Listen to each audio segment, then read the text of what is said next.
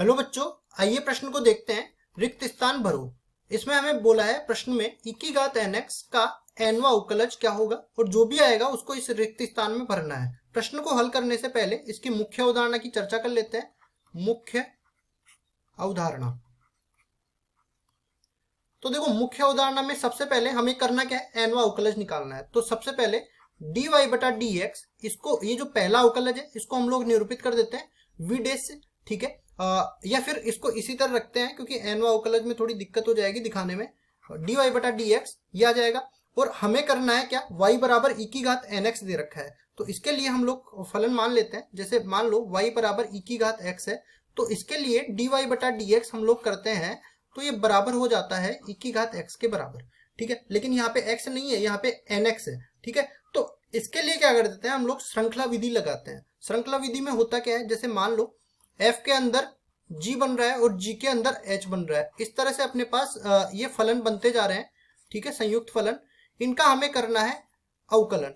तो देखो क्या करते हैं, पहले हम लोग f का अवकलन कर देते हैं, अंदर वाले फलनों को इसी तरह रखते हैं, ठीक है। उसके बाद जो अंदर है उसका कर देते हैं, तो g डैश अंदर वाले को इसी तरह रखते हैं, फिर अंदर वाले का और कर देते हैं h डैश x। इस तरह से हम लोग श्रृंखला विधि लगाते हैं और इसका अवकलन करते हैं।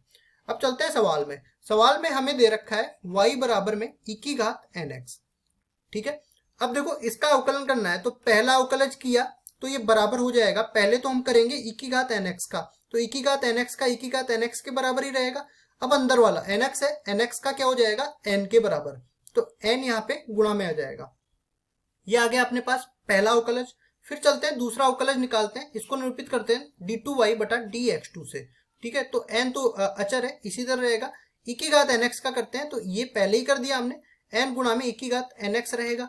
तो ये टोटल मिला के n स्क्वायर e की घात nx बन जाएगा। या इसको भी हम लोग इस तरह से लिख सकते हैं, n की घात 1 e की घात nx, ठीक है। अब देखो अगर मैं तीसरा अवकलज निकालना चाहूं तो ये अपने पास बराबर हो जाएगा n की घात 3 e की घात nx, ठीक है। इस तरह से इन सूत्रों का देखते हुए हम लोग इसका nवां अवकलज भी निकाल सकते हैं। कैसे निकालेंगे, देखो अगर मैं इसका nवां अवकलज निकालना चाहूं तो आप देख सकते हो, पहले अवकलज में n की घात 1 थी, दूसरे में n की घात 2 थी, तीसरे में n की घात 3 थी। तो इसमें n की घात n बन जाएगी और फलन वैसे के वैसे रह जाएगा e की घात nx, ठीक है।